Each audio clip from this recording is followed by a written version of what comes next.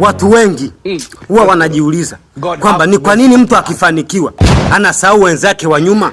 Kumbe inategemeana walikuwa wanaishije. Kwa sababu wote tumeshuhudia Diamond akimuinua mama, wanaenda kamwambia japo hakuwahi kuanguka.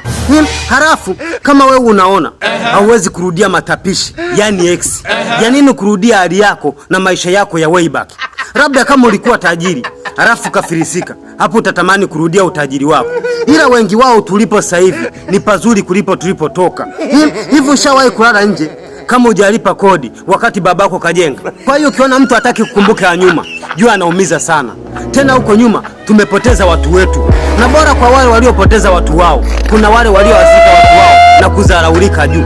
Yani ati kipigo ile ngoma ya tutaonana tena, yani tutaonana tena, naona ni uongo. Wapi? Kwani tulikuwa tunafanana tabia? Kwa sababu kuna peponi na jehanamu. Unajua nitakuwa wapi? Kwa hiyo tunaomba msikumbushe tulipotoka, maana hatuwezi kurudi. Tunakomana jiji la Dar kama Shilole. Ila wale watu ambao tulikuwa nao kipindi hicho sasa hivi tumewasahau, kwa sababu hawakuonesha jitihada kwenye utafutaji wetu.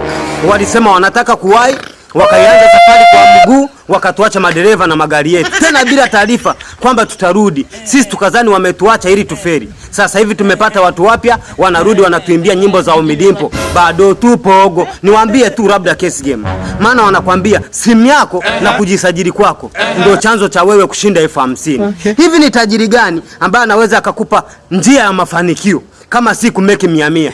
Ila Case Game pekee ndo wanakupeleka hatua kwa hatua kama mtoto mdogo mpaka ukue. Link ipo kwenye bio yangu, au unaweza kufollow TikTok @CaseGame. Tuko pamoja. Sasa hivi bora nini kati ya kujua mapema kwamba utakufa au usubirie mwishoni uambiwe kwamba na wewe unakufa na hawa? Mimi kwangu naona bora nijue mapema kwamba nitakufa, ili ufanye maandalizi kama kumrudia Mungu. Maana hizi ghafla hizi, kuna mtu atanyakuliwa akiwa huchi guest na sijui atajibu nini.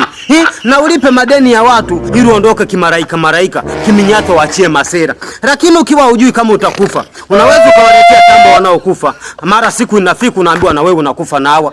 Najua mjanielewa.